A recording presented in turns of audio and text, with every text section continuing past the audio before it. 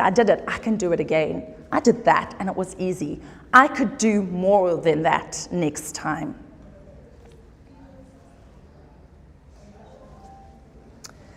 Self-leadership is not selfish. It is the foundation for collaborative impact. When we work on our internal capabilities, it helps us be more resilient, more intentional as educators. When I lead myself well, I don't just survive the school year. I show up as my best self.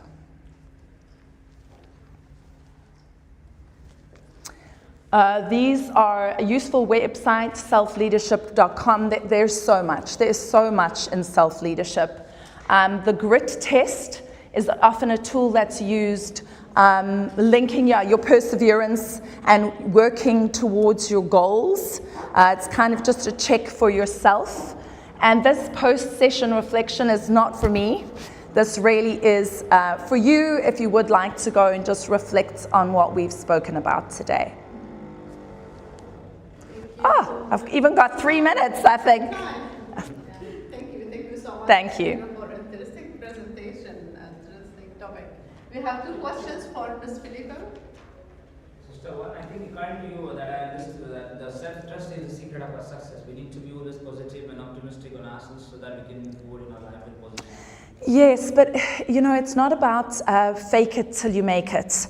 I think that is not sustainable. That's not authentic. It really does need to be, and when you put those things in place, when you do have a goal and you attain that goal, it makes you feel positive. When you're reminding yourself of why you do the job you do, it actually helps to focus you each day on why you're there, and so you enjoy the moments that are the reason why you got into it. Does that make sense? That it's not you putting positivity on yourself, you actually become more positive, and then it kind of gains momentum. Does that answer is that what you were saying? Anything else? Thank you very much. If you would like to get in touch with me, that is my email address. Thank you. Thank you so much. Thank you. Oh, that's not mine.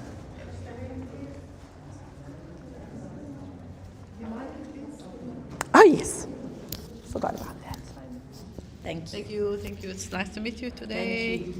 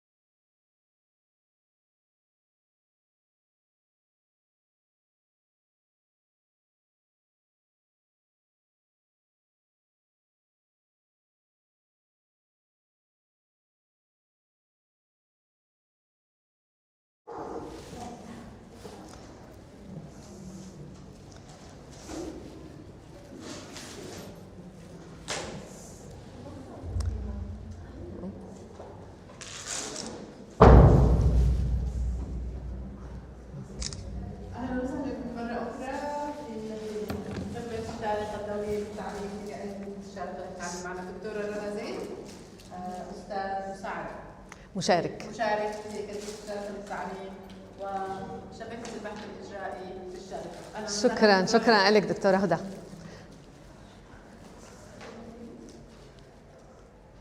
اي حنبلش هلا. نحن البحث العناية شبكة البحث الإجرائي في الشارقة. نحن حاليا في إمارة الشارقة لدينا شبكة للبحث الإجرائي، نقوم بربط المدارس فيها، المدارس الخاصة من خلال هيئة التعليم الخاص للمدارس الخاصة في إمارة الشارقة. هلا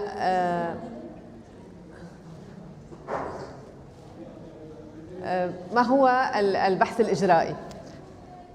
البحث الإجرائي هو عملية استقصائية يقوم المدرس بتطبيق ممارسة أو تدخل بناء على مشكلة أو بناء على تحسين داخل الصف، ثم يقوم بجمع البيانات وتحليلها وكتابة تقرير في النهاية، ثم يعود الكرة بعد التأمل، يعود الكرة الدورة مرة ثانية. فهي عملية دورية يقوم فيها المدرس وليس عملية نظرية، يعني فهي مبنية مبدئيا على التطبيق العملي في الصفوف داخل الصفوف. أهدافها، ما هي أهداف البحث الإجرائي ولماذا حكومة دولة الإمارات وحتى الدول الأخرى تصر على البحث الإجرائي في الصفوف داخل الصفوف؟ لأنها تحسن ممارسات الأساتذة وترفع من مستوى التعليم في المدارس، وهي تسد الفجوة بين البحث العلمي النظري والبحث والبحث والممارسة، وكما أنها تساهم في حل مشكلات أو تطوير أمور تحسينية في الصفوف داخل الصفوف، وتنقل البحث والتطوير إلى داخل الصف، فلا يكون البحث أو التطوير يأتي من الإدارة ثم يعني بينزل نزولا إلى الصف، إنما هو عملية تبدأ من الأستاذ وتكون متخصصة بالمشاكل الموجودة بشكل فردي في الصف، وكذلك يصبح الأستاذ باحث. الأستاذ هو الباحث وهو الممارس في الوقت ذاته، بينما عندما نقوم بالأبحاث العادية يكون الباحث أستاذ من الجامعة ويكون المطبق على الأرض شخص آخر، فهون صار الباحث والممارس شخص واحد مش شخصين مختلفين، فهيدا بيعطي زخم للبحث. هلا دورة البحث الإجرائي مثل ما قلنا هي عملية دائرية، يعني سايكل. نبدأ بتحديد المشكلة، أو ليس ما ضروري يكون مشكلة في الصف، ممكن يكون البحث الإجرائي معمول لطالب أو طالبان بالصف، إذا عندهم مشكلة صغيرة بالصف بناخذ هالطالب وبنحدد له خطة عمل لحتى نرفع من مستواه.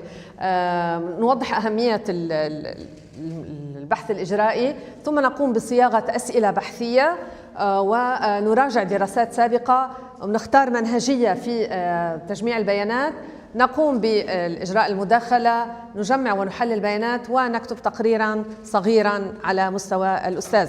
يعني ليس أنه البحث الإجرائي ليس هنالك ضرورة للأستاذ أن يقوم بريسيرش، يعني هو لا يكتب أطروحة، ممكن يكون صحيح يطبق البحث الإجرائي ولكن بعمليات مقننة وصغيرة، وبحيث لا نزيد العبء على الأستاذ. نحن نعلم جميعا أن الأستاذ لديه كثير من الواجبات والمتطلبات، ومهنة التعليم خاصة المراحل الابتدائية والحلقة الثانية والثالثة فهي بحاجة إلى جهد كبير لمتابعة الأطفال والنهوض بهم. يعني هي مهنة صحيح أنه إلى أهداف راقية، ولكنها كذلك مهنة فيها متطلبات كثيرة. خلاصة البحث الإجرائي أنها تساعد هذه العمليات على صنع وأخذ القرارات المبنية على أدلة، قائمة على أدلة. نحن عندما يكون هنالك مشكلة في الصف يقوم الأستاذ أوتوماتيكيا يعني لحاله بإيجاد حلول لهذه للمشكلة اللي صارت عنده، فنحن كل الأساتذة يقومون فعليا بالبحث الإجرائي. يعني الموضوع منه غريب عن الأستاذ، ولكن ما هو الفرق بين البحث الإجرائي والتحسين أو حل المشكلات الذي يقوم به الأستاذ؟ هي الاستراتيجيات المتبعة، الاستراتيجيات البحثية وتجميع الأدلة. فتجميع الأدلة يوثق المشكلة ويوثق الحل تبعها، وبذلك يمكن انتقال المادة المشكلة وحلولها، نقلها إلى الأشخاص آخرين، وتعميم الفائدة على المجتمع المدرسي وعلى مجتمع المدرسة داخليا وحتى خارجيا. فنحن ماذا تطمح إمارة الشارقة وتطمح الهيئة وأكاديمية الشارقة؟ أن يكون هنالك شبكة من المدارس حيث يقوم الأساتذة بتطبيق وتوثيق المشاكل أو التطويرات اللي قاموا بها، ووضعها على شبكة مفتوحة للجميع حتى يستفيد المجتمع المدرسي في إمارة الشارقة خاصة وفي الإمارات وحتى في العالم العربي. وخصوصا هنالك نقص كبير في مصادر اللغة العربية، فإذا قام المدرسون بإجراء بحوث إجرائية صغيرة في كل في صفه، هذا يغني العالم العربي ويغني الإمارة الشارقة والإمارات بشكل عام، وكذلك يغني العالم العربي بمصادر موثقة ومترجمة إلى من اللغة الإنجليزية إلى اللغة العربية. البحث الإجرائي في سياقات مختلفة في العالم، ففي الولايات العربية الولايات المتحدة الأمريكية المكون المركزي للنمو المهني هو البحث الإجرائي، يعني بيعتبروها مادة أساسية في هيدا. في أستراليا إنها المتطلبات الرئيسية للمعلمين المتميزين، ما بياخذوا الواحد شهادة تميز في أستراليا إلا إذا كان عنده بحث إجرائي. أما في المملكة المتحدة فهو معمم على كل المدارس. فنلاحظ هلا النقطة الرابعة، مين بتتوقعوا نحكي عن أي بلد؟ الإمارات العربية المتحدة فهو معترف بها في النمو المهني. هلا بنشوفها بالمعايير تبع التراخيص الأساتذة، موجودة بشكل واضح بالمعايير تبعيت دولة الإمارات. نحن الحقيقة في إمارة الشارقة لسنا الأوائل في هذا المجال، فسبقتنا جامعة برمنغهام في دبي، فكمان لديهم شبكة من الهيدا، ولكن القائمين عليها أجانب وليس لديهم اللغة العربية، فهن فعليا لا يقومون بتغطية كل المناهج في الإمارات. وكذلك هنالك شبكة أخرى من معلمي المدارس في رأس الخيمة، كمان عندهم شبكة رابطين المدارس ببعضها بنتورك. هلأ الشبكة تبعيتهم هيدول مختلفة عن الشبكة تبعيتنا. نحن هلأ حقول لكم شو في فرق كتير كبير، لأنه نحن هيدا المعيار الرابع في التراخيص في تراخيص المعلمين. المعيار الرابع بنشوف هون انه المشاركه في مجتمعات التعلم المهنيه التعاونيه داخل المدرسه وخارجها، فنحن بها خلال هالشبكه بنعمل مشاركه بحيث انه بنفتح المدارس على بعضها، فهيدي شغله كتير اساسيه. كمان المشاركه في البحث الاجرائي، الكرايتيريا الرمز اللي بعده المشاركة في البحث الإجرائي لتعزيز عملية التعليم والتعلم، هيدا الستاندرد رقم 4 من النمو المهني من تراخيص المدرسين، فهي مطلوبة بالوزارة عنا. أسئلة البحث اللي نحن عملناها: كيف يقوم معلمو المدارس الخاصة في دورة الإمارات بتطوير وتكييف وتحسين تدخلات البحوث الإجرائية؟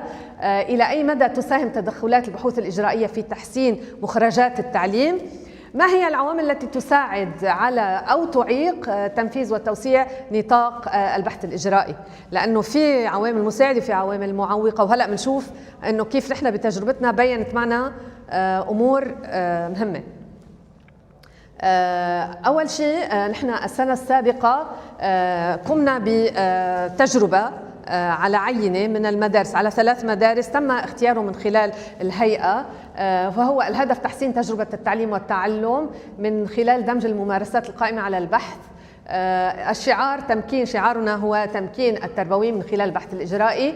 قمنا بتقديم 6 جلسات، مدة الجلسة 2 ساعات على مدار 4 أشهر. لدينا منصة كانفاس في اللغة الإنجليزية واللغة العربية، ففيها مصادر كافية ووافية على البحث الإجرائي باللغة الإنجليزية اللي هن متوفر بشكل عام.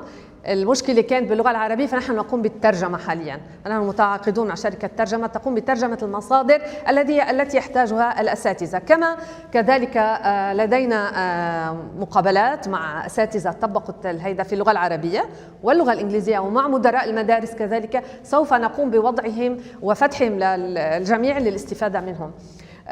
فكمان نحن عندنا الدورة باللغتين، اللغة العربية واللغة الإنجليزية. وحظنا حلو أنه الهيئة قامت بمنح شهادة 40 ساعة نمو مهني معتمدة من الهيئة للملتحقين بهذه الدورة. نعم. ايه اللي هي منح الشهاده 40 ساعه. نحن الهيئه بعثت، نحن بعثنا الهيئه والهيئه بعثت للمدارس بالشارقه، المدارس الخاصه على فكره. هي في مشكله بعد المدارس الخاصه ايه نحن بعثناها، خليني اقول لك، ارسلت الى مدراء المدارس، ومدراء المدارس اختاروا شخصين 3 من عندهم، وهيدول الاشخاص بده ياخذوا الدوره وبدهم يدربوا. فهن نحن انبعثت للمدراء المدارس، ونحن هيدا اللي في طريقه ثانيه. ايه اكيد اذا بتبعتي لي. هلا نحن معلنين عنها على السوشيال ميديا. هلا اذا حدا بده يلتحق فيها، خليني اقول لك شغله، هي الخطه على 3 سنوات. نحن يعني الكولابوريشن تبعي بلشنا نحن من هيديك السنه، اشتغلنا مع 3 مدارس. هالسنه عندنا 134 استاذ، من بيناتهم مدراء مدارس، منسقين، رؤساء اقسام. وهالفصل كل فصل حنرجع نعيد الدوره. قديش مدتها؟ 4 أشهر، وهن 6 ساعات بس، يعني 6 ساعات، ساعتين بساعتين بساعتين. بس القصه انه نحن في تصحيح، يعني نحن بدنا نتابع مع الاستاذ. هيدا الفرق بيننا وبين الشبكات الثانيه. الشبكات الثانيه بتعطي المحاضره وخلاص، نحن عم نتابع مع الاستاذ. في متابعه صح، وفي يعني عم نشوف على الارض، بننزل على المدرسه بنشوف شو عم بيصير لحتى ننهض فعليا، يعني ما يكون نظري الموضوع، وبنتابع مع المدرسه سنه عن سنه عن سنه. فهيدا الموضوع. وبعدين المصادر متاحه للجميع، يعني اللي هلا عم يحضر الدوره ممكن ياخذها ويوزعها عليكم. حتى عم فكر انه نحكي مع الاداره عنا اتليست المصادر الاساسيه تكون مفتوحه لكل العالم مع اللينك وتنبعت للكل. ممكن واحد بيحب يدرس لحاله مع تسجيل الدورات، يعني الدورات الزوم. هلا نحن عندنا 4 سيشن حنسجلهم مسجلين، حنرفعهم على المنصه.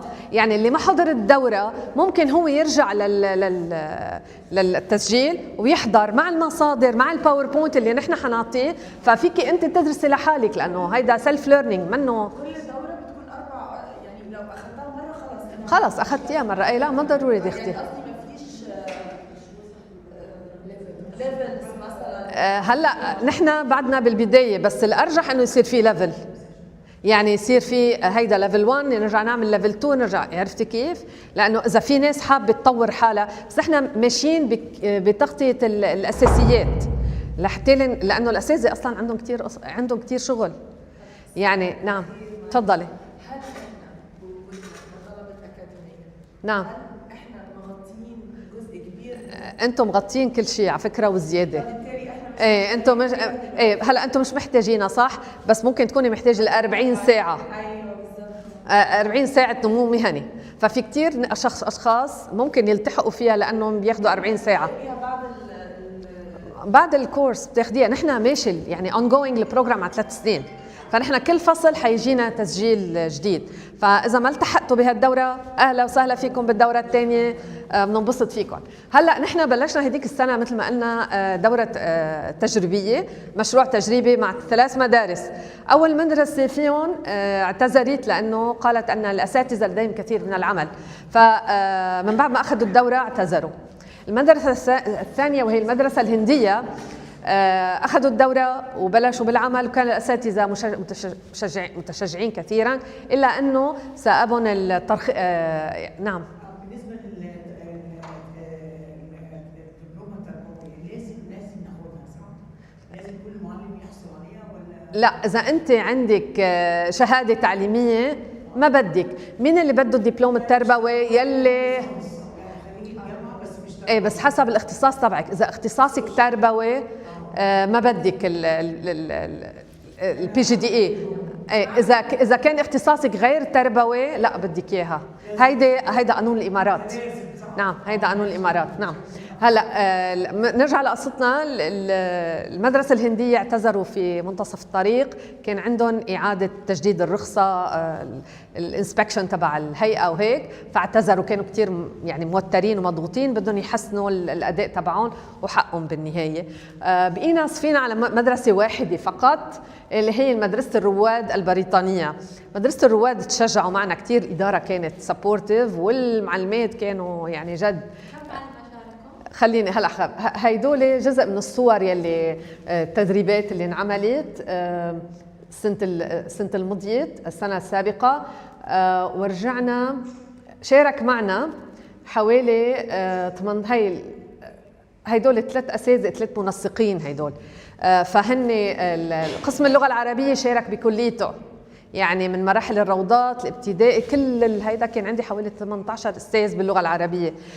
كل استاذ اختار عينه من الصف عندهم مشاكل، طلاب عندهم ضعف باللغه العربيه، وحطوا مداخله على مده 4 أشهر او على مده 2 شهر، وثم من بعدها تم جمع البيانات وعملوا ريبورتينج صغير عليها، وقاموا حاضروا معنا هون بالسنه السابقه بالقمه، قمة أكاديمية الشارقة. فأنتوا إذا عندكم أي شيء بتحبوا تحاضروا فيه أهلا وسهلا فيكم. نحن عندنا بالقمة هون جزء من المحاضرات هي لأساتذة المدارس مفتوح لهم، وبالإضافة جزء ثاني هن لأساتذة الجامعات. فنحن كتير بنشجع أساتذة المدارس إنه يقدموا الأمور الجيدة أو التي يتميزوا بها أو الأبحاث اللي بيعملوها بالمدارس عندهم.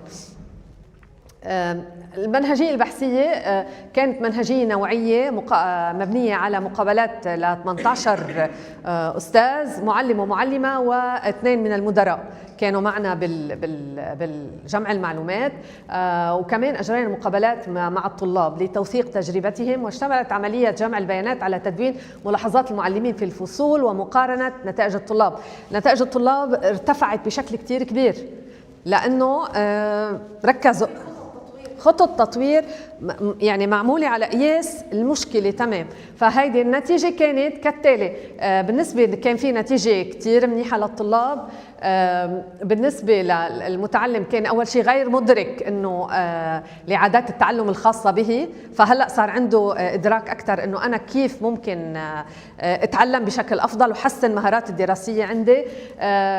أول بالبداية كانوا الطلاب شاعرين بالقلق أنه ليش أنا اختاروني، أنا ليش أنا دون غيري لأنه أخذوا العينات الضعيفة بس بالصف، وكان التقييم على تحسين اللغة العربية أو تحسين من مادة الرياضيات أو تحسين مادة نعم والإنجليش، يعني المواد الأساسية. نعم.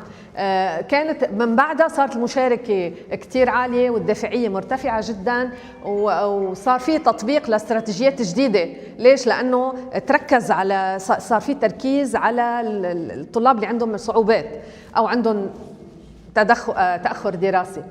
هاي بالنسبة للطلاب. نتائج على الطلاب: تعزيز النتائج الاجتماعية والعاطفية. صار الطالب مرتاح مع حاله لأنه الأستاذ توجه له وعطاه دعم شخصي. في تجارب تعلم مخصصة كانت. تفريد التعليم ليتناسب مع أنماط التعلم الفردية لكل طالب. تحسين، أهم شيء كان التحصيل الأكاديمي كان مرتفع، تحسن كتير مستواهم للتلاميذ.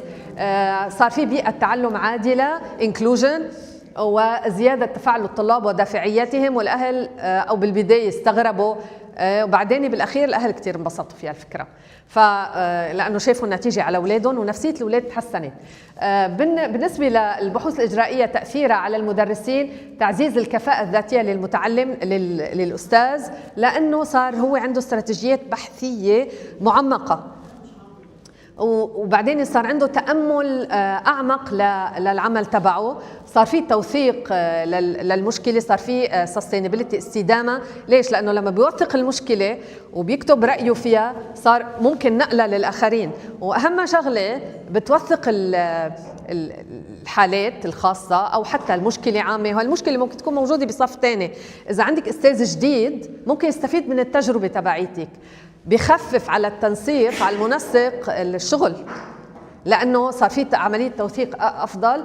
بعدين صار في تقدير مهني وتعاون، لانه المدرسه عطتهم جوائز وهيك يعني كرمون، ونحن هون كرمناهم بالاكاديميه. فهيدا بيشجع على هي. الخصائص الرئيسيه للبحث الاجرائي في مدارس الشارقه فهو تعاوني، عم يتعاونوا المدارس بين بعضهم، دوري سايكل، في تمكين، في تامل، في حل المشكلات. فهيدي كانت الخلاصه. هلا نحن عندنا مخطط ل3 سنوات بالنسبه لنا نحن مع هيئه الشارقه للتعليم الخاص. حكل مثل ما هلا حكينا، انتم سرعتوا الموضوع، حنرجع نعيد الكورسات التدريب لكل المفتوحه. هلا نحن هالمره اخذنا 134 استاذ ومعلم ومنسق. ان شاء الله المره القادمه حنمشي 150 هيك، كل فصل 150 على 3 سنوات، يعني بيمرق له شيء تقريبا حوالي 300 بالسنه ضرب 3 يعني 900 متدرب. وهيدول الاشخاص بيدربوا بقيه هيدا، مع توفر فتح المصادر للجميع، وفتح اذا حدا بحب يتعلم بشكل ذاتي. بنرجع هي هلا حاليا لمدارس الشارقه. نعم هلا نحن حنفتح المصادر للكل، حنعملها مفتوحه. هي جزء من الفيديو قصير.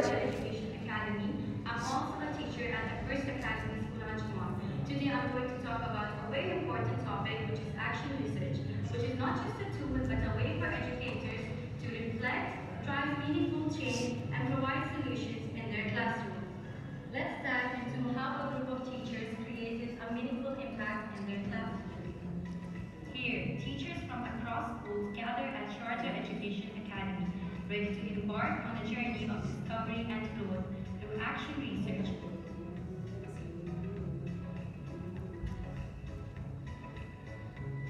They transform struggles into opportunities. In doing so, they not only improve learning outcomes, but also change lives.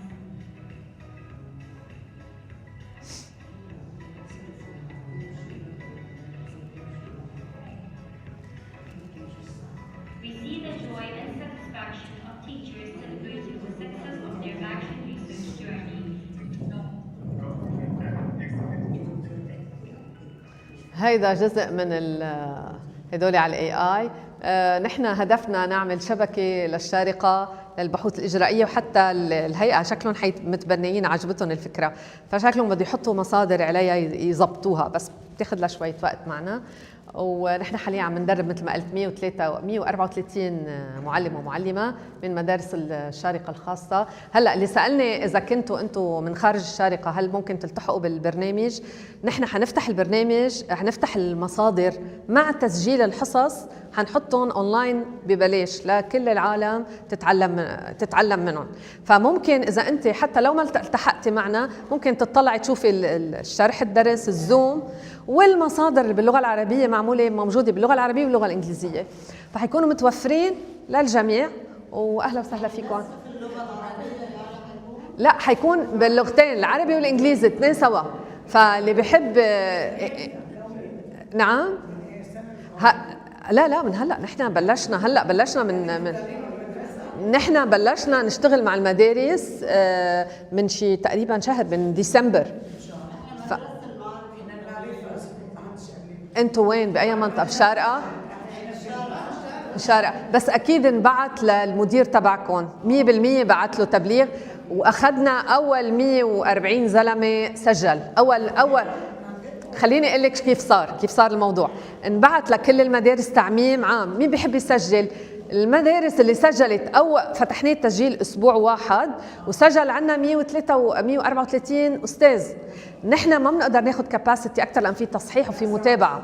فالاول اسبوع المدير يلي سجل بسرعه هن اللي هيدا. هلا الفصل الجاي حنرجع نبعت تعميم مره ثانيه، فالمدير تبعكم لازم يسجلكم.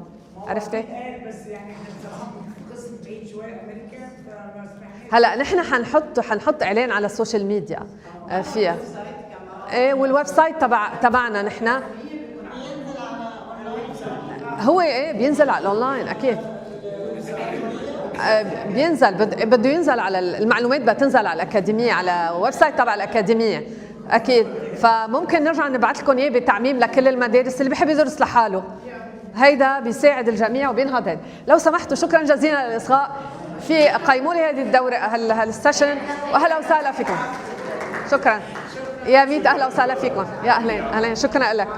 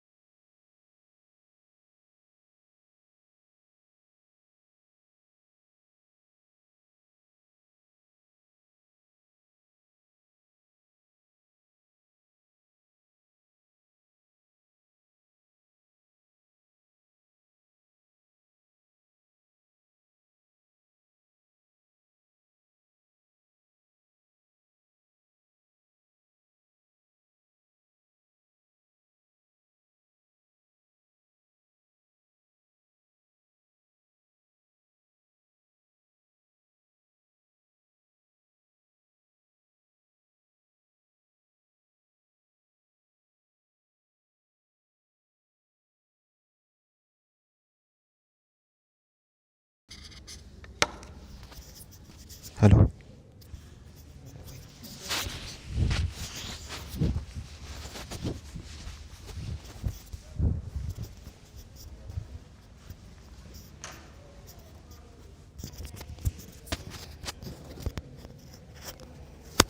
Hello.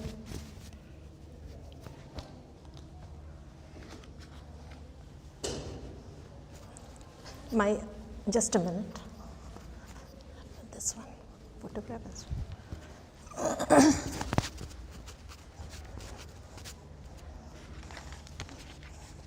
well. Okay, so I start my summit today. Assalamu alaikum and a very good afternoon to one and all present here.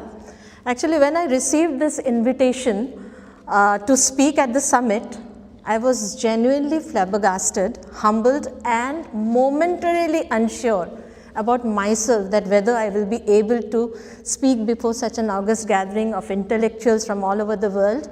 But then my self-confidence, my self-belief and my self-esteem overcame the doubt. And here I am today standing in front of you. Now this self-confidence, this self-esteem, this self-belief, I want to nurture in each of my students, irrespective of any background.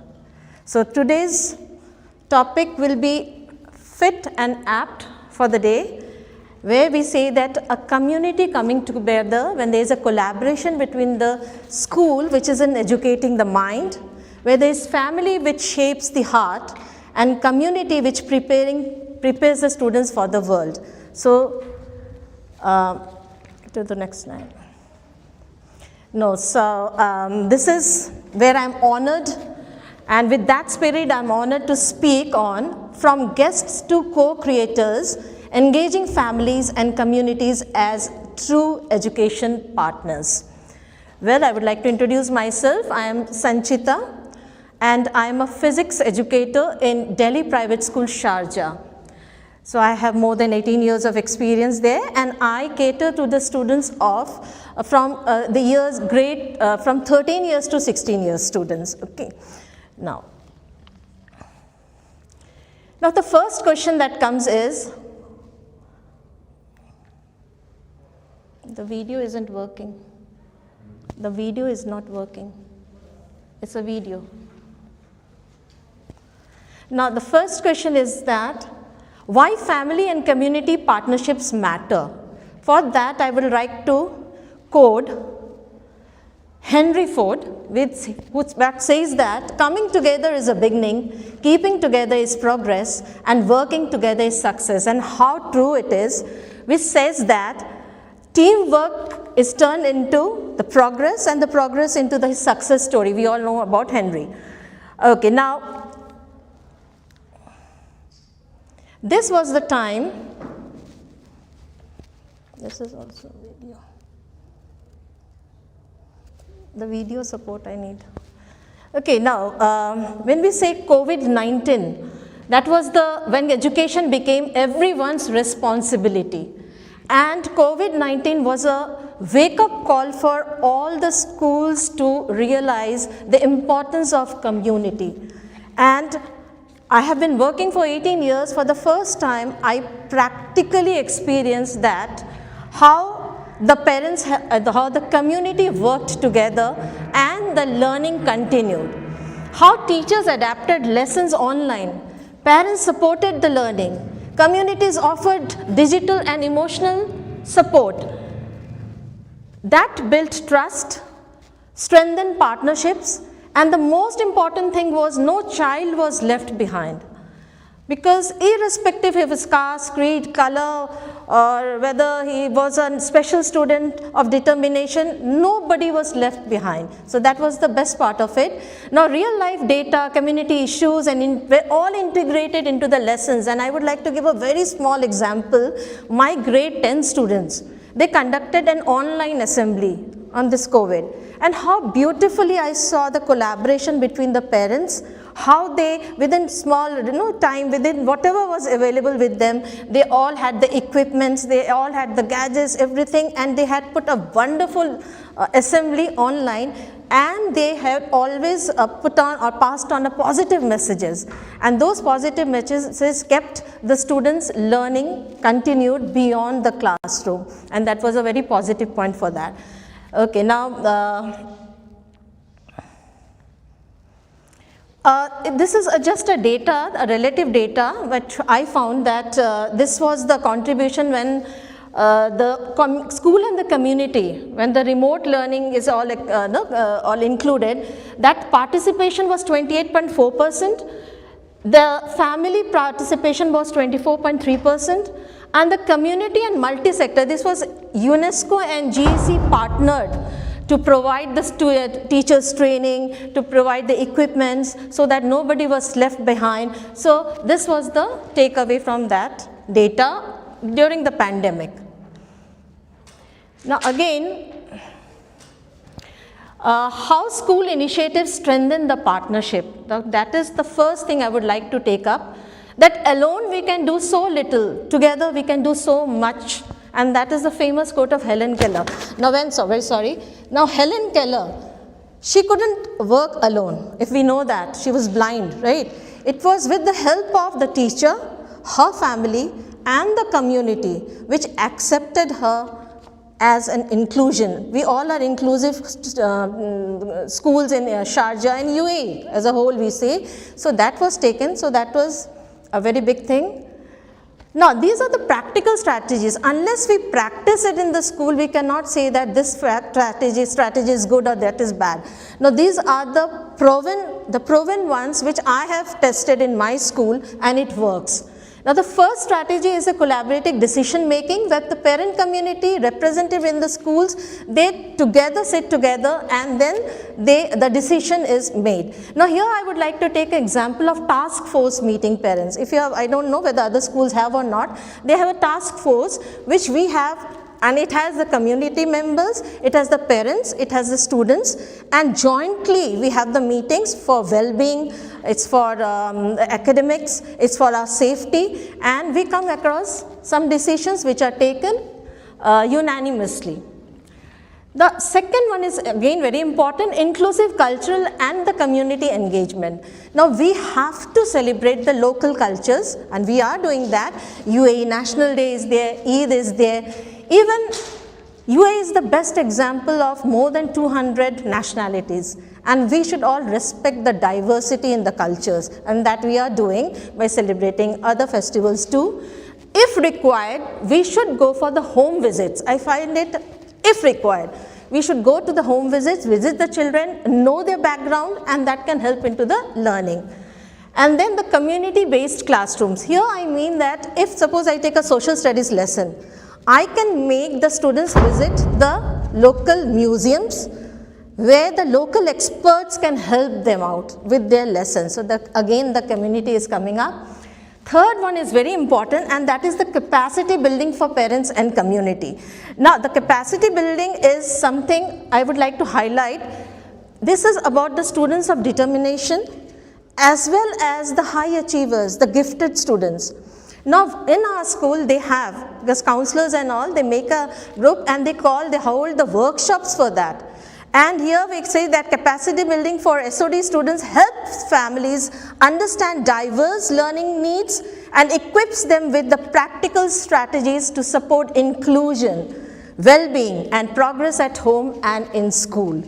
Similarly, with the gifted students enables families to recognize advanced abilities, provide appropriate enrichment and support social emotional balance along with the academic potential. So there's a group for that. Child care, there's a department for that that looks after it. But what I want to say, a very wonderful example what we are doing here, we train parents. Teachers do not train parents, it's the students who are training them. And we have summer challenge program. Summer program, in the vacation time what the students do is, They will enroll the parents, and the parents will be enrolled for the German class. Parent doesn't know German, he wants to learn German, students are expert. So how's German class, maybe AI, maybe any the related AI is coming up, coding is there, French class is there, art is there. So students feel very empowered that parents are learning from us. So that is the most important thing I would like to, very good, it's a proven and tested one. Now, the data driven, we all know that anything cannot progress without data. So data means the surveys. We are doing the surveys from the parents, so to keep a track of the engagements and the strategies. Co-creation here is very important because the community members, the students, and they all can come together and work on projects. Here the projects is the project-based learning. PBL must be there in the schools, various schools. Here we can take any project that is the issue of the country or issue of anywhere in the world. Maybe environment, sustainability, we are doing so much on sustainability, we can create here. And this is leveraging technology. Of course, technology is the binding force which is keeping all of us together, right? So we go to the next one. Some examples, you must be knowing her, the personality Jane, Dr. Jane Goodall. She had come and graced UAE as a whole with a Roots and Shoots program. So we say one action at a time. And some quote I had seen that we should work for solutions, not in pollution. So that was a very wonderful quote. With so like these projects, our children go Mohab people, they are passing. We should find for solution, not in pollution. Okay, so Mohab is there to address them all. This is a water run one. These are some pictures from my school. EEG, you must be knowing the environment group, the Emirates environment group. So they are doing a lot for cleansing, and also these are the projects the students should be involved with. Then this was, I was talking about the task force parent. So how they sit together and unanimously they vote for one. Again here I will give one example. One of the, for well-being parent, he wanted something relaxation should be there for our students in the school. How to give that? She suggested a simple meditation session. And look, we said yes, we will do it. So we have a PA system. Every morning we have an assembly, small assembly. We start with Quran recitation or a prayer led by just 2 minutes of meditations. And that meditation says some exercises or breathing exercises. The children feel so relaxed for the whole of the day. So these kind of things we should introduce, and that can be only done in collaboration. Now the families and communities are collaborators and co-creators. Now how do they do that? We have seen that now there is no one-way communication. It is always two-way communication. It's not only informing parents, we have to listen to them.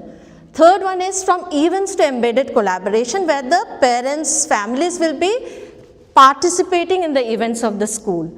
And the last one is how community experts can also participate in the learning process. Now we can just some examples from my school again. Grandparents' Day, that's an extended family. The Father's Day, the fathers are neglected the most.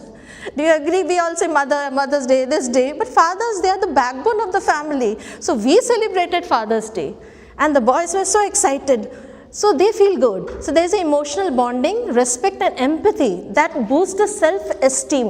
Why I say self-esteem? For that inclusion. The students who are actually the students of determination, they feel very good when these kind of events take place. Now the family involvement, we have an editorial in our school, we have a magazine section where each month the parents are contributing their thoughts. So this is a very good way, and they also feel empowered, they also feel they are a part of the school. So now it is no more what we used to have, one-way traffic, now it is two-way. So both are collaborating each other. Now communities as active partners in education. Now here our school is an innovation school. DPS Sharjah has won so many prizes because we innovate every day. Students have a lot of innovations to show, but who is going to judge them? So we always have an expertise to give their judgment and also suggest them what is good for them and what can be done. Now the next one is, again I have gone through a survey that says from the PISA reports and the Harvard School, that says that whenever there is family participation, whenever there is community participation, always the graph goes from 55 to 80%. That was the academic achievement, learning motivation, emotional resilience, all are increasing. Similarly, this is also one of the facts that parent committee and all, that increases. So it's a simple graph. And then, again, Mother Teresa's famous quote, I can do things you cannot. You can do things I cannot. Together we can do great things. So true it is. So with that, community-based engagement. Now these are the 3 things or 4 things, this already I have discussed, this already I have discussed, but guest speakers and career talks from local professionals as well as the iconic figures from all over the world. And I will give you an example very soon. Now partnerships with NGOs, when we, EEG, I have already given an example how we students have partnership with them, and the cultural organizations, community service and service learning projects. Now these 2 things I would like to highlight more. When the community service and service learning projects, role of community charity in schools, very important. How? Let's see few again pictures I will just try to see. Dr. Abdul Kalam, ex-president of India and an iconic personality, one of the finest scientists of the world. When he came to DPS and he graced the students, I could see the motivation, how students were motivated. So that kind of thing should be there.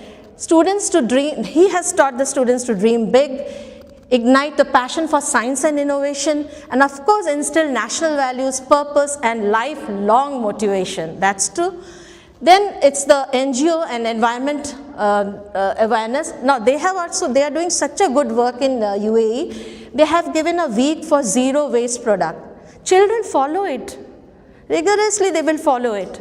And they are having the zero waste product, they are having some recycling products. So this is another one. But here is the one where I feel when the students are a part of charity, when they volunteer for that, that is where learning actually takes place. So these are some examples.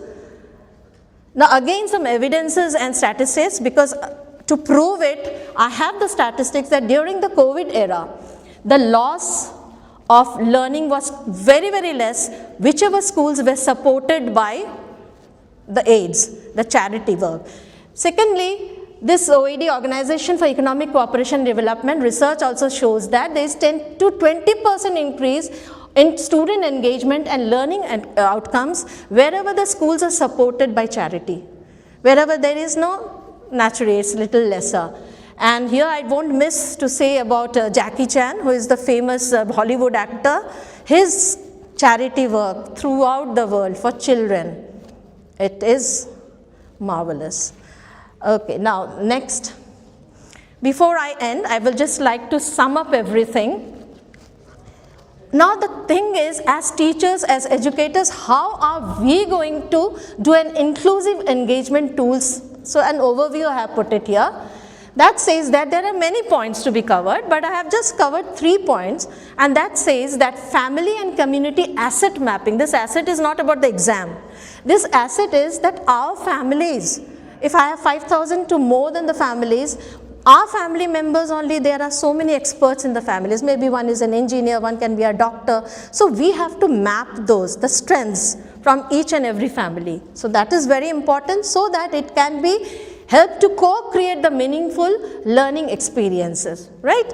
Now, the second one is again community connected. I always emphasize on that. Why? Because a structured library should be made. Authentic projects where students solve real community problems. That is what we want today. We have to solve the real community problems, and I've already told about some examples. And inclusive communication. Communication should never be a barrier. It should be for all students, inclusion. Every student is important, and again I say that education is the right for every student. It is not a privilege. So every child has a right to learn. So language, we should not be a barrier. Now, the key takeaway from this, it's a triangle. We say that the school, community, and parents, family, it's a triangle. I feel, my perspective, you can also give yours, schools should integrate real world community-based projects into the curriculum. If you are a teacher, do you agree to it or not? Teacher training should include strategies for engaging families and communities. That sometimes we miss out. And policymakers should prioritize frameworks for family participation. So that is what I feel that. Now again, I will, yeah. They have to do evaluation from the UN. Yes. First, let me just. Okay, done. Okay, now this is one reflection question. You can just think, what is one action I can take this year to involve families more meaningfully? So you can just think on that, and there is one QR code to evaluate my session. Hope I have done my best. And one more thing before I end. Actually, the video is not working, otherwise it would have been. Okay, now, before thanking, I will say that the UAE has officially designated 2026 as the year of the family. We all know that, right? And under the theme, Growing in Unity, focusing on strengthening family bonds, social cohesion, and well-being. So with that, I hope that everything is done, this communication, the collaboration between the three, the family, the community, and the school, will help in the holistic development of a child. That is what is required today. So thank you, audience, for your time and attention today, and Dr. Huda for your assistance, and yours. Okay, and so for your assistance too. I am now signing off. This is Sanjita. Thank you.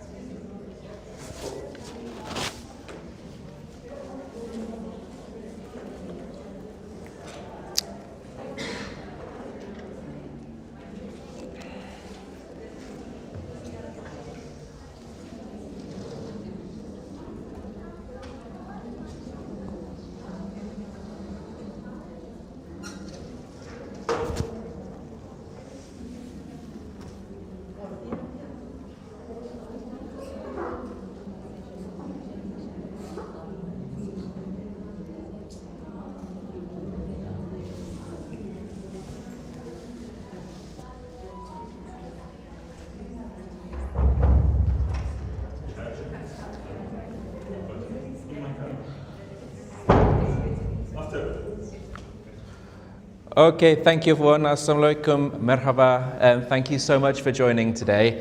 I'm very excited to talk to you a little bit about something that I'm very passionate about, everyone that I work with at Renaissance Learning is very passionate about, and something that I know that SPEAR are so passionate about because it's something that we're going to be working very closely with a few schools across Sharjah over the next few months to really have a look at supporting with well-being.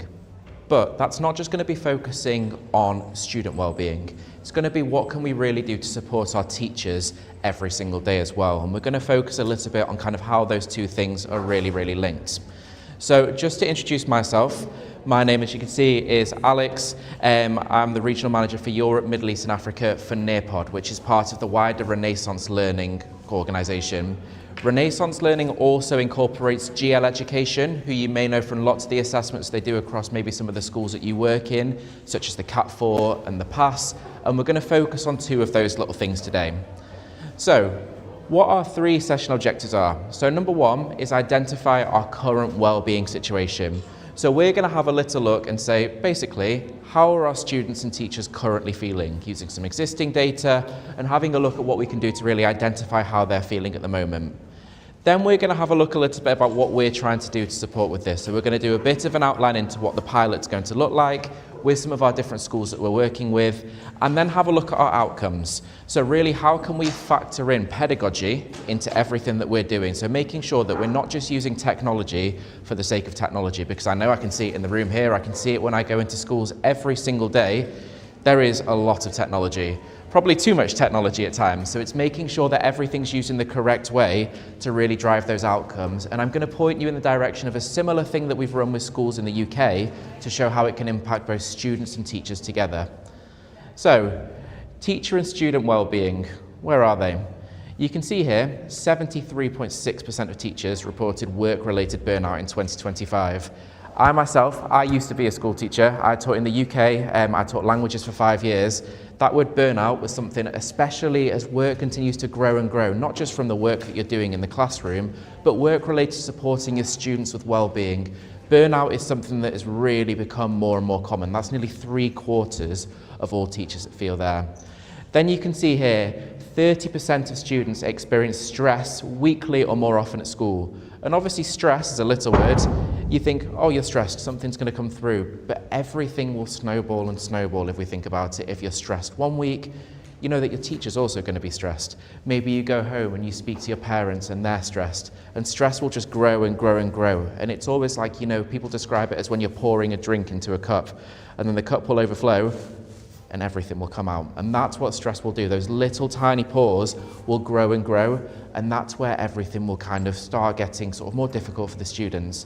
And then finally, this last one here, 1/3 of teachers who are in the UK will leave the profession within 5 years. So obviously this is very much within the UK centric, but I was speaking to one of our colleagues, Dr. Julie, who did the keynote earlier. She was saying it's even 1 in 3 years when we're talking about the US. So it's something that's becoming more and more common, because how can we have a look at supporting our teachers? I know here in Sharjah as well, when we speak to people at SPEAR, it's a different kind of stress as well, because you've got the 4 days rather than some of the other teachers who have the 5 days to get all of that content into that same amount of time. So it's thinking, how can we support using that time, and what can we really do to get the most out of this? But when you think about it, all three of these things are completely linked. If we think, for example, if your teachers are stressed, who will the first person that stress comes out on sometimes in the classroom be? The students. If the students are stressed, who will that come back onto in the classroom? The teachers. So ultimately what we need to think about is, if we've got happier students, we're going to have happier teachers and happier students, and it's that long cycle that will continue to go through in a school. But this is a big question. How do we know when our students are struggling? And educators are really good at spotting red flags. But there's a quote that has stuck with me for a long, long time since I started working with GL and wellbeing. Is there's a tiny, tiny school in New Zealand who describes kids as little geniuses, because they can be really, really good at sometimes, obviously, hiding things that maybe aren't those obvious behaviours. So we think about maybe sometimes there's attention issues, there's those outward behaviour problems. Maybe you've got your 2 students at the front here who are talking all the time when you're trying to present. I can say that, I work with them, it's okay. Or maybe low attainment or just general disillusionment, but the list might go on. But then we need to think maybe what's behind some of these different things, and also those students that sometimes can hide things really well. It's really easy when someone asks how you are to say, I'm fine, because it's the easy answer sometimes to give, and you don't want that conversation. But then you've also got those students who don't really want to be that burden, maybe those ones that are a little bit more shy or withdrawn with everything they're doing. And what can we do to really spot this? So you can see here, we've got a picture of a classroom. There's loads and loads and loads of different things that you can see here that are potential red flags. You've got one student at the front who's working hard, seemingly. You've got your two students at the back there. They're a little bit more obvious to spot, maybe that they're kind of feeling a bit more disillusioned. And then you've got your girl at the back who's feeling a little bit kind of, you can see she's bored, maybe she's thinking, what are they doing over there? And you've got your other two students here who maybe look a little bit more eager to please with what they're doing. So we can see that. We've got this first student at the front. He's eager to please, he's quite loud, he works well in smaller groups. You can tell this girl at the back, she's easily distracted, and maybe she does a little bit better during individual tasks. Then this is another way you can spot potentially one of those outward red flags, and not something you think of with well-being all the time, it's your SEND students. So this is a dyslexic student that maybe is getting distracted through a lack of understanding of the English sometimes in terms of what she's looking at. This student at the back, she's one of those gifted and talented students, and that's another thing when I have conversations with teachers. They're thinking, well, if it's a gifted and talented student, the ability is so high, why would there be disillusionment in what they're looking for? How can we stretch and challenge that student? And then the student at the back, we've got our EAL student, who's a very capable student, but has trouble in sometimes fully accessing all of those different pieces of content. And then at the front, we've got one of those students with that growth mindset, but maybe sometimes they have that low piece of confidence. And despite the fact we have some things that you would see outwardly as maybe positive or negative, each of these things can be seen as maybe one of those red flags for sort of well-being. But then we look behind those pictures. This student number one, who we see outwardly as one of those ones that are a little bit more kind of distracted. This is someone that's new to the school and they're struggling to adapt and make friends. It's a really common scenario where when you're trying to make friends, what do? You talk to people more and you try and get more involved. Number two, they have access to a private tutor, so they've made a lot more significant progress lately. Number three, this gifted and talented student, their teacher has just changed at the start of term and they're really struggling to build that relationship with a new member of staff because maybe they struggle sometimes to have those first relationships. So now they're struggling to stay on track a little bit. Number four, a student that we see very, very frequently, one that's uncomfortable with that routine of school and they're acting overconfident sometimes to make up for this, to hide some of those insecurities. That EAL student, we've got to think sometimes, those EAL students that maybe don't have that level of English, they go home, that level of English isn't going to be there to support them, and then you're thinking, how can we really have a look at giving them that one-to-one support away from the classroom? And each of these, again, are some more of those things behind those red flags. However, I'm going to take you to Sherlock Holmes, who says something really, really powerful. He says, I have no data yet, and it's a capital mistake to theorize before one has data. One begins to twist facts to suit theories instead of theories to suit facts. And what we're going to try and do is have a look at really how can we start to use data to support some of our schools across Sharjah. So it says here, how dangerous it always is to reason from insufficient data. Because when we have the data, not only does it give us a few answers, but it more or less, it validates things more rather than kind of tells us where they are. And this is something that I found really sort of surprising, the number was actually quite this high, but 95% of teachers think that technology can improve teacher and student well-being. So that's across, this was a survey done across the UAE with 95% thinking, well, technology can start to make a difference. So how are we trying to help with this at Renaissance? So as of this week, we've partnered with 4 of the schools across Sharjah. So we've got Al-Zuhur Private School, the American School of Creative Science, the Pakistan Islamia Higher Secondary School, and the GEMS Millennium School in Sharjah. They're going to be trialling something with their teachers and their students to see what they can do to really have a look at improving student well-being. The first thing they're going to do is run a survey. So we're going to have a look at how can we quantify data on well-being for our students, and also do a little bit in terms of a survey for their teachers. And then they're going to implement some more digital teaching and learning strategies to say, really, what can we do to have a look at where those gaps are with well-being and what can we do to address them? So this is where our PASS comes in. And this is a survey that takes about 20 minutes that gives you and your students standardized data about how they're feeling about things in school every single day. I'm not going to jump into each of these different factors, but there's two factors here, perceived learning capability and learner self-regard, which are two that really focus on the growth mindset of a student. They're two factors that are very much linked in to how your students are going to perform. What every single one of these schools will get is a little bit of data that just quantifies exactly how their students feel at a moment in time, not just for their school, but compared to other schools around the world. So just imagine now, your teachers here think, I can see whether my students are feeling sort of more positive or more negative about these things. That's great, but then you're thinking, what can we do with the data? So the next step that we do is we'll go through this, and I know it's not the clearest, but you can see we've got our red, ambers and greens, and we can go through and identify how your students will feel. The next step is, what can our teachers do? How can our teachers give sort of this next step, and how can we start to give them some of those sort of pieces of support that's really going to help with this? What we're going to do is we're going to work through step by step, providing each of these teachers interventions that we've got ready-made for all of our schools that they can use to apply on a one-to-one basis. So start to think, what sort of strategies will help your students become better growth mindset learners? What sort of strategies will get that connection going forward? But also we need to think right at the beginning, how can we start to use this technology to support students and teachers? So wellbeing data ensures that students don't just see how students are feeling about themselves, but also we're going to start asking some of those questions. Why? Why is this happening? Why is this a trend across our grade 9 boys in school? Why do they feel like this? Why did the grade 7 girls come in feeling less confident in school, for example? And then, is it home life with parents? Are teachers enabling students to feel successful? And what strategies are going to be used? So we're going to have a look at so many different things in terms of relationships in the classroom, at home and with parents, but we're also going to have a look at how we can intrinsically link this to their beliefs and perceptions of their surroundings too. But most importantly, we're going to have a look at what we can do to really kind of support with our ability and attainment levels together. Because we all know, if we've been in a classroom, happy students are going to be successful students in everything they're learning. So we're going to see how can we empower our teachers and students to get there. So SPIA teachers and students, as we said, they face a really unique challenge as they've got their 4-day work week. So we're thinking, how can our teachers fit all of these things into a much shorter amount of time? SPIA have definitely kind of supported this by having their framework in terms of what we can use, but we've had a look at what data can take place. So data will be used to have that comprehensive idea of not only first supporting in well-being, but then featuring well-being in the classroom every single day. So this is making sure that your teachers will have that pathway to support students, but what can we do with our sort of teaching and learning every single day to really root everything in pedagogy?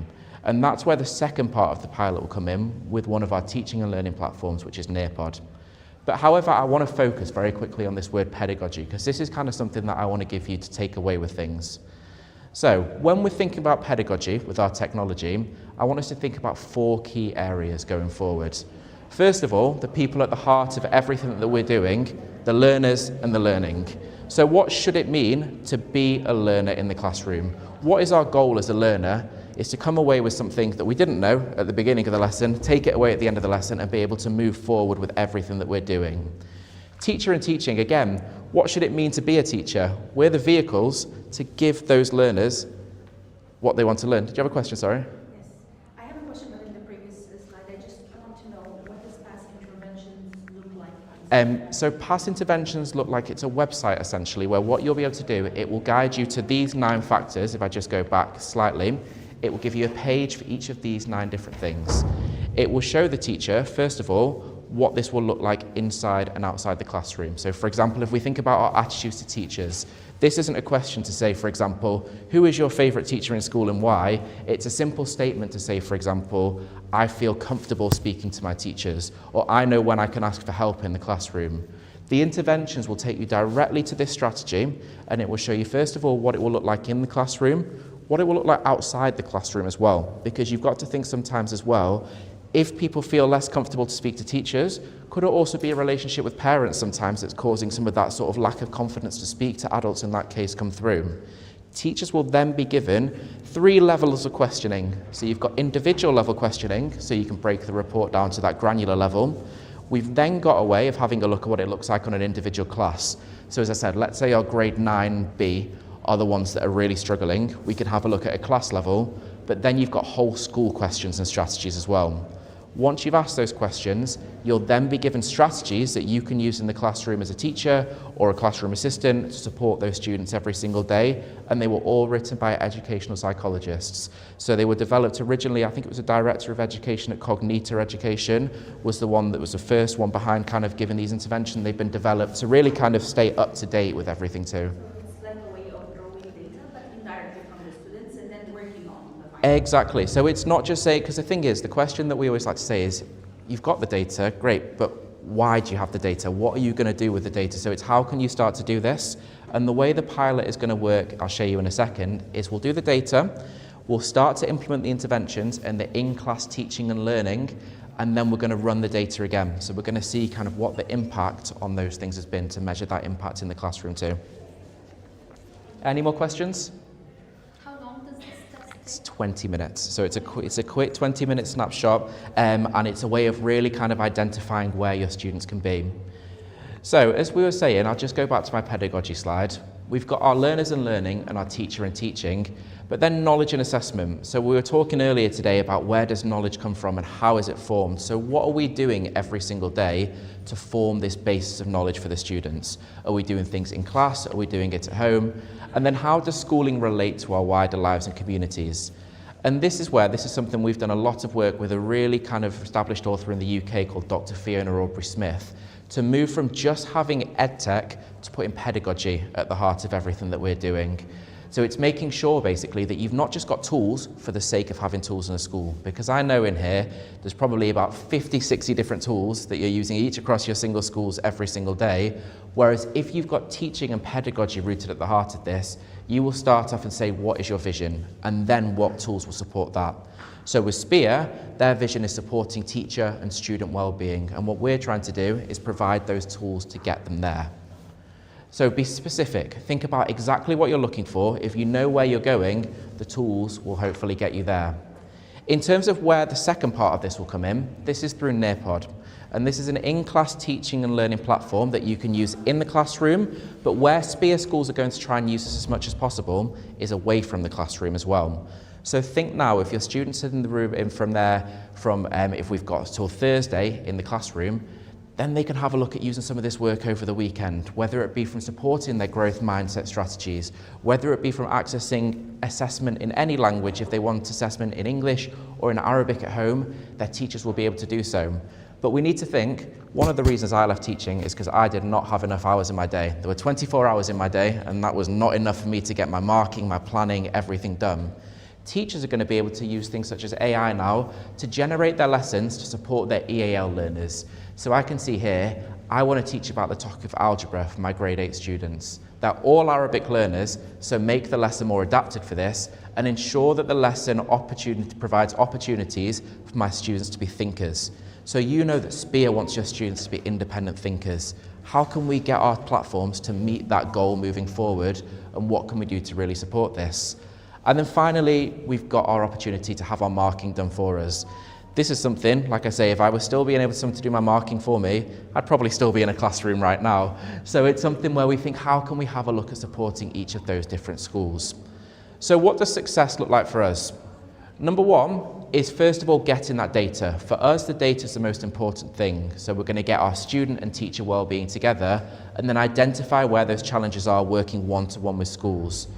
Number two is start creating opportunities for growth. So self-paced learning, resources that are going to be sort of culturally specific, but also making sure that they can fit into that ecosystem of teaching and learning that SPEAR are looking for. And then have a look, what does SPEAR want our learners to be like? What do we want our learners to be like? And how can we get there? And then finally, have a look at kind of using our data again. Make sure this testing can take place again, and then we'll see growth and we'll see impact. What does success look like for us though as well is we've done this before in the UK, and this is with a big school trust in the UK called the Leo Academy Trust, where they had technology used in a pedagogical way. It was done with over 12 months with 17 different researchers, and you can have access to all of these slides afterwards as well. But what this resulted in is in 24 different focus groups and over 600 reports, these were some of the results that came through. So one of the things that I want to focus on here is attendance has started to go up and behaviour issues have gone down. Attendance in the UK is such a concern that we find every single day. Students are absent from school. Teachers are moving around 10% less, but ultimately teacher workload reduced by 20 minutes every single lesson. We've got happier teachers, and as a result of that, we've got happier students every single day. And we both know that when we get that, that's when our schools will start to be successful and will start to have that impact every single day. So I can see lots of people waiting outside. I think I might be at my 20 minutes. So I just want to thank you all for joining. If you've got any questions, I'm more than happy to stay around as well. And please feel free to give some feedback. And if you are in a Sharjah school, we are welcoming more schools to kind of pilot this as we go through. But thank you very much. Okay, for interesting presentation.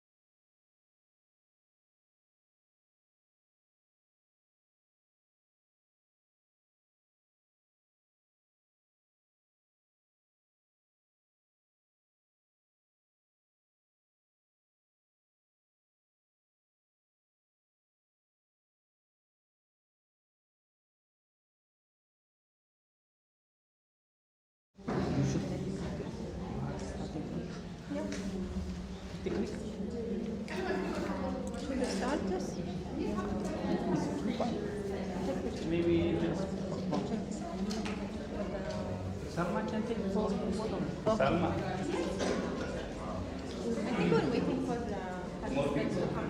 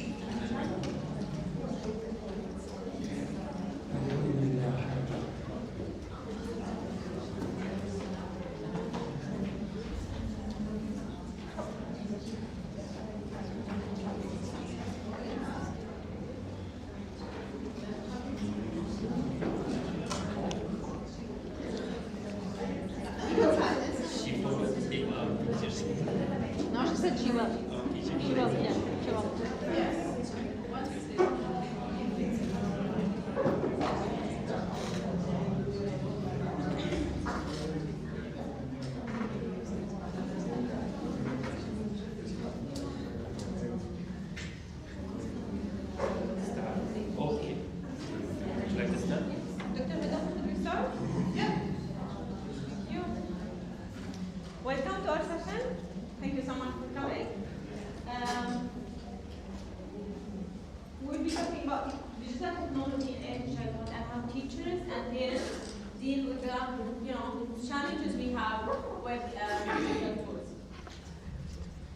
Thank you.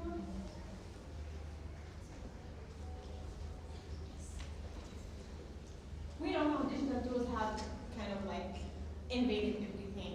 Tablets with 2 years old in schools, homes. So we, Dr. Ahmed and I, we try to look at the trends across different countries and how teachers and parents really are dealing with digital tools and the use of digital tools. Research shows that using digital tools is good for students, for young kids. However, there is a downside of it. That's what we're going to discuss today. Both teachers and parents have a different unique role. So in our study, we found that we have really, it's two wings, the parents, the teachers, and we are going to look at the way they mediate this use of digital tools, the consistency of systems, how homes and schools are ready. Thank you. For your place.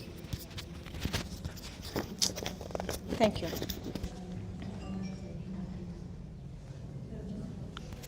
So the purpose of the study was to examine how digital tools is used in early childhood, taking into consideration parents and teachers' perspectives. Dr. Ahmed. I need to take your voice also. Sorry.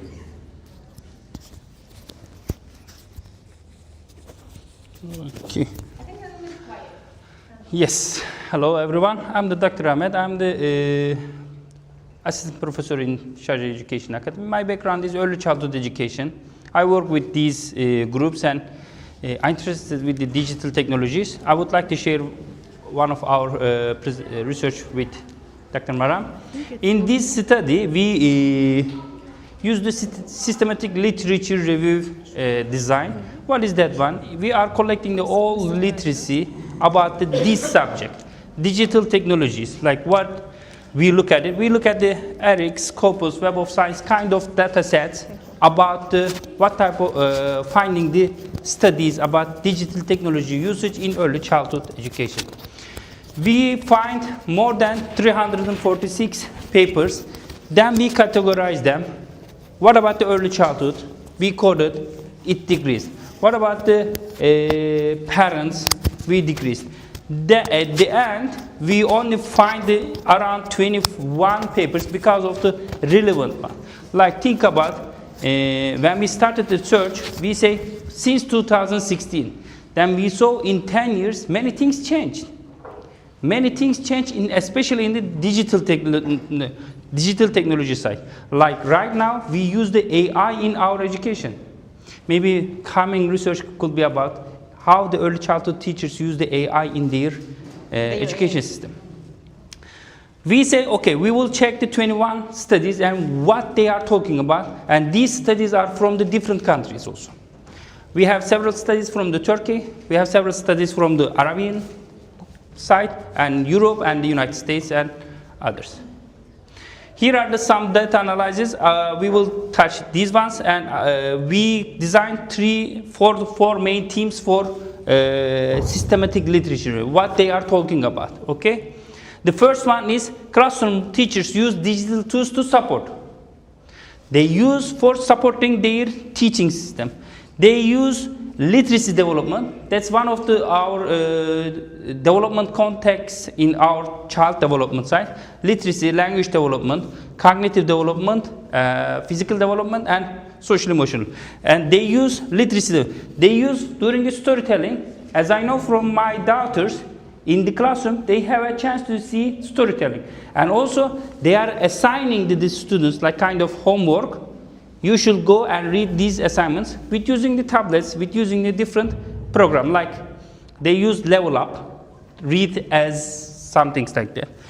Collaborative learning, how we can use the digital tools for collaborating. Maybe they are designing different games for these ones for improving together. Like nowadays, I have 2 daughters.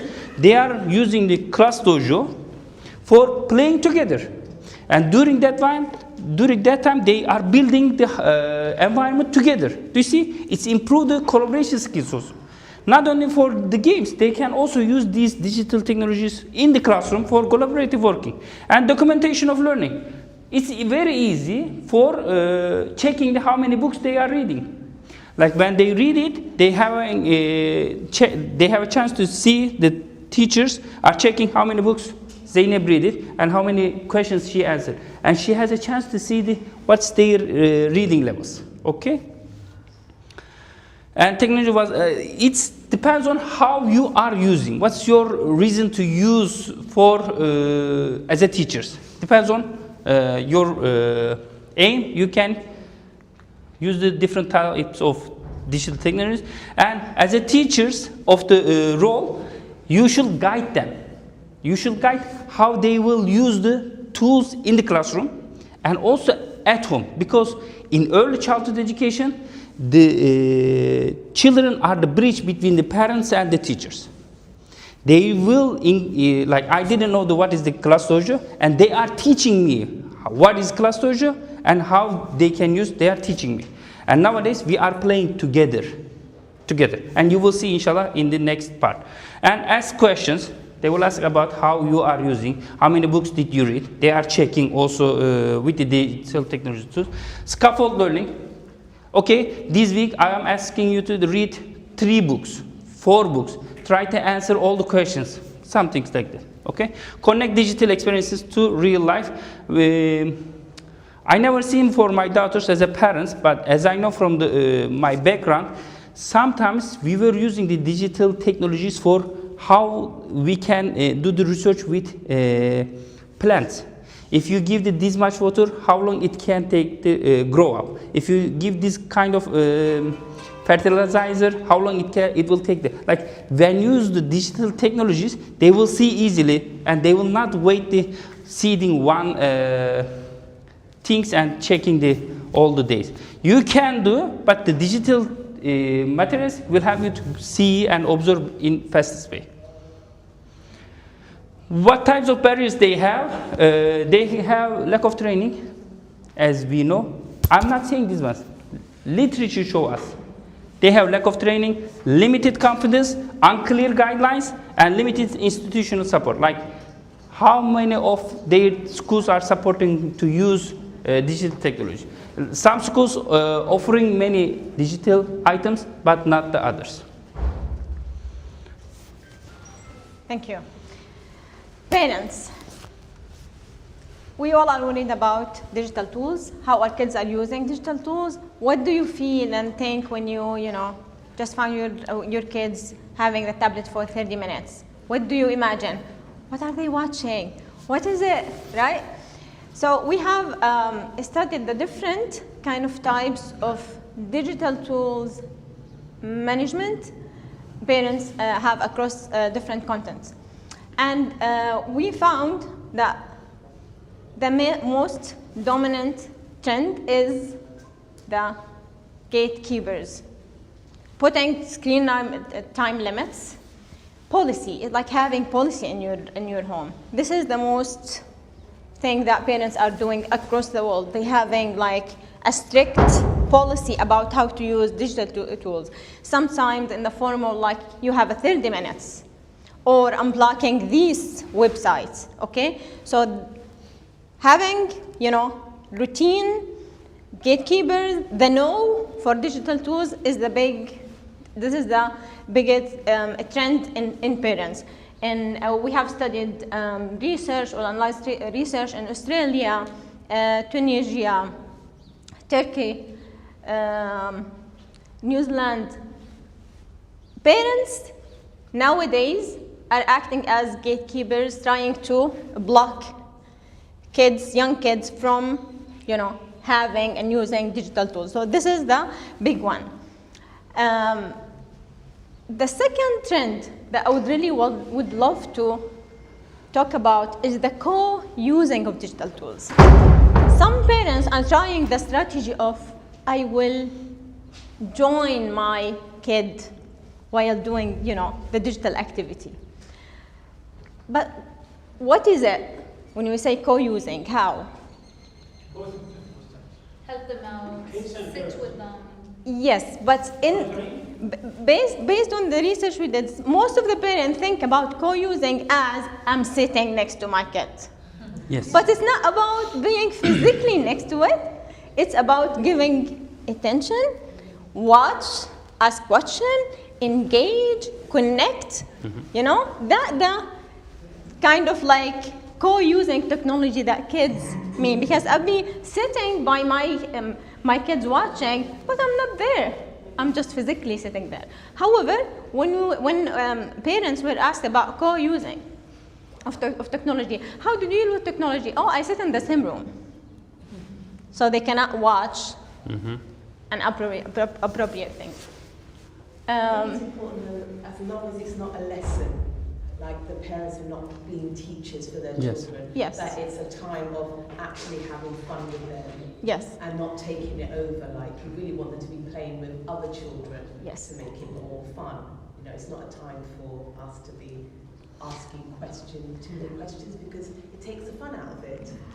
It is, but also if the co-use comes with the joy, like if it's, for example, if my kids are playing Roblox, I had to learn some of this stuff. So I'm in the process. I know it's not fun for me, but I have to. Do you get me? The third trend we had, which is I think the most critical one, that parents justify the digital use, the big, chunk of digital use by saying it is educational. Okay? Like my kids are watching, but it is educational. However, this is very problematic. What's it qualify for educational? When parents were asked about this, it's different. For example, for Tunisian parents, having the component of culturally responsive content and any linguistic material qualified for being educational. In the UAE, 2 studies in the UAE, if the content is grounded in the Arabic culture, Islamic kind of content, it's educational. So see how even educational, based on the perspective, the value, how you think about it. In Australia, most of the parents think about educational as social and emotional content. If the content has anything to deal with social and emotional values, language, it's educational. In China, any content in English, it's educational because you're learning English. So see how it's educational is different based on how you think about it, right?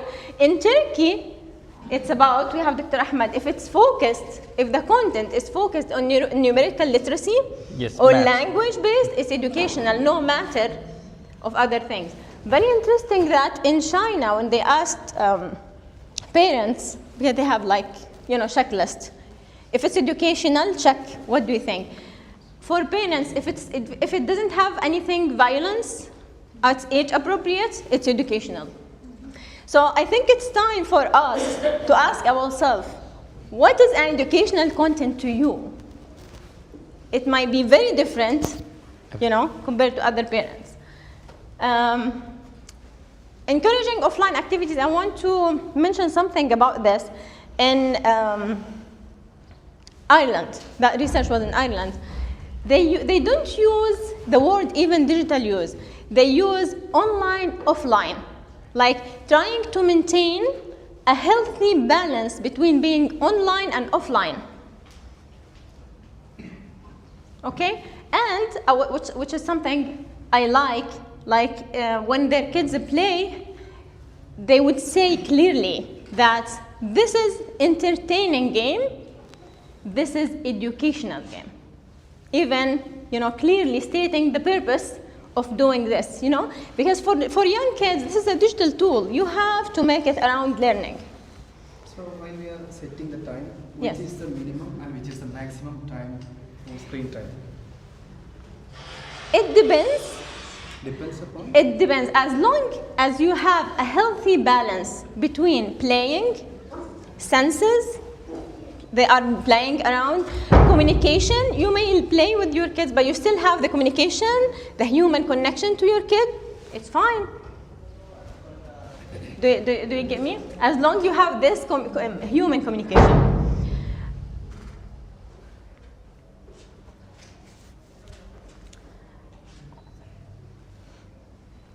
You should go back to the Yes. No, I already talked about this. Okay. Co-use join. Watching together. Yes. Oh yes, sure. I'd like to talk about these ones, watching together. How many of you are watching the cartoons together with your kids? How many of you are watching the animation movies? I watch everyone. I love the Elsa and Anna. I know their song. How many of you are playing the games with your kids? Like the Scramble guys. Do you know the Scramble guys?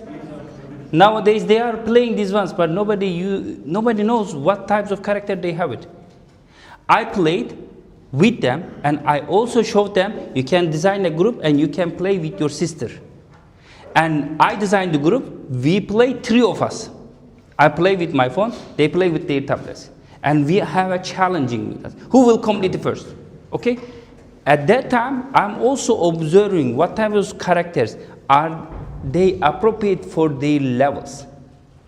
Do you see? When you are watching the cartoons, are they appropriate for their levels?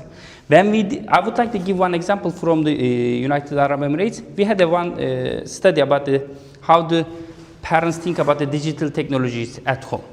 And they say they are watching together in living room. Can you imagine? In living room. But some of them. The others say they watch they are checking their tablets or the computers in their room. Which one is the best one? Living room or the kids' room? Living room. Living room. In the living room, you can monitor them. In their room, you don't know what's going on. But as a parent, you know, I'm the parents also. Sometimes I'm going home as a tired. They say, Daddy, can we play 1 more hour? What we are saying? Yes. Okay, yes. Sometimes I'm cooking for my family for the dinner. During the cooking, what are they doing? Looking the phone or their tablets, or we are trying to push them to the center outside. Go and play outside. We can see this kind of challenges as a parent in the research side also. Okay? Playing digital games. What types of games? Like she said, Roblox. In Turkey, the Turkish government blocked that one. You can't take the Roblox, right? Yes. They blocked. You can't play.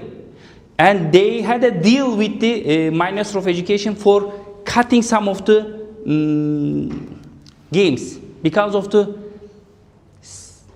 I don't. Yes, age limitation. How many? Okay, Maram. Yes.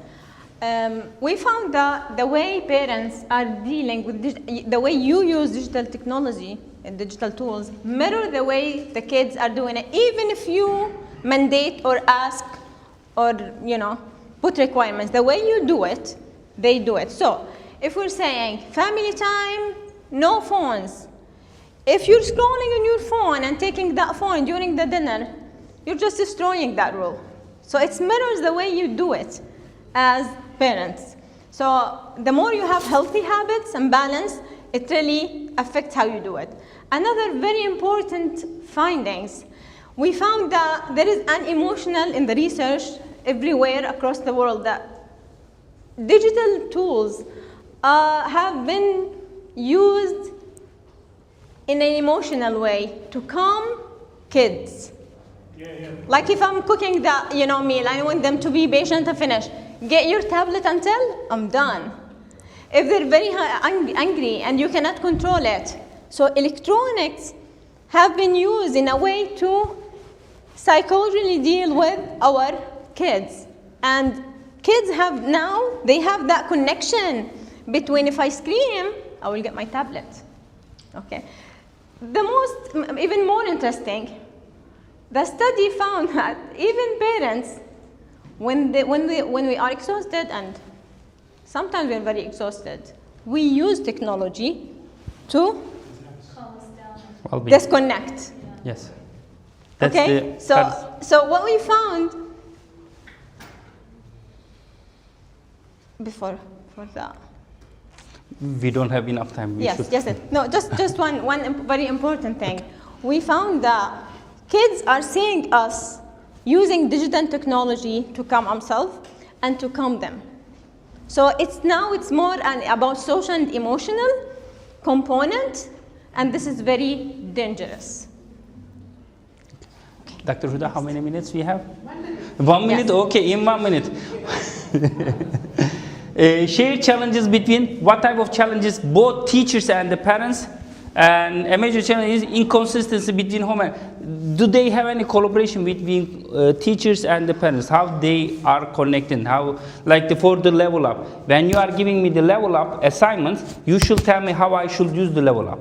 And you should tell me how she should read that books, okay? We need a connection between. Teachers use structure, yes, you need to do these ones and these ones, but what about the parents?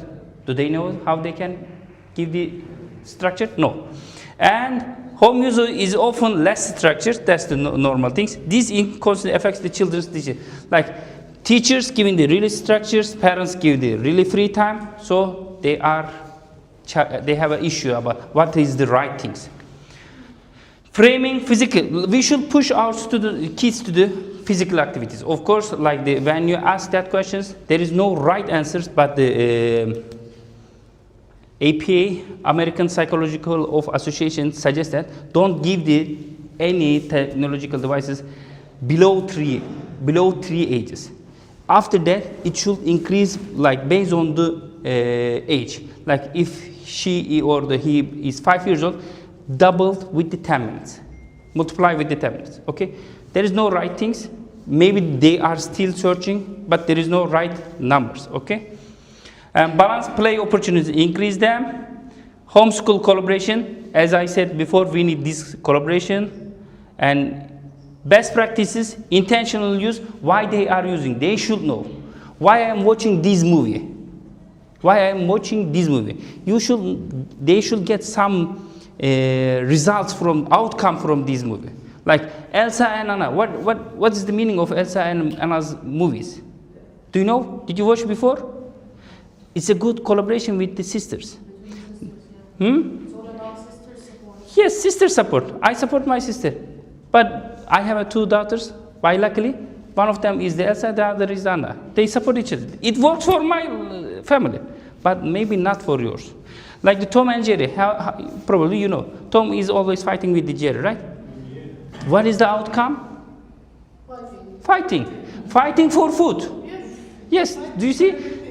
That's what they are learning. Minecraft. Who plays in Minecraft? For getting new things, you need to kill some animals. Yes. You need to die, right? That's the reason, like why he is playing the Minecraft. You should know the reason, and you should play.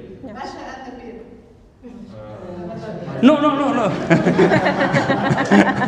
Adult mediation. Key conclusion. Yes.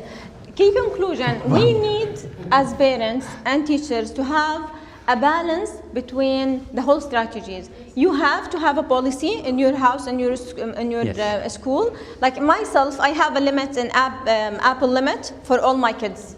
They have 15 minutes a day. Okay, so this is one. But when they have the time, I also watch with them, try to engage with them. Third, be the model.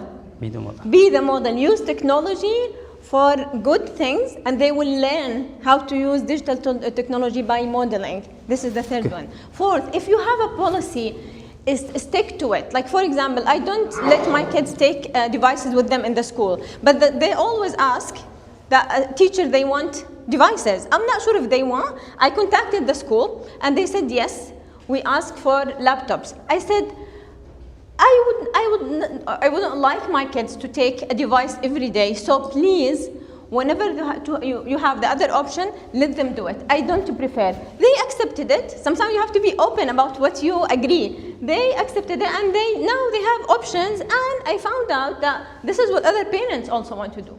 I don't want my kids to have a device with them every day going to school, even having this connection that learning is about just using technology.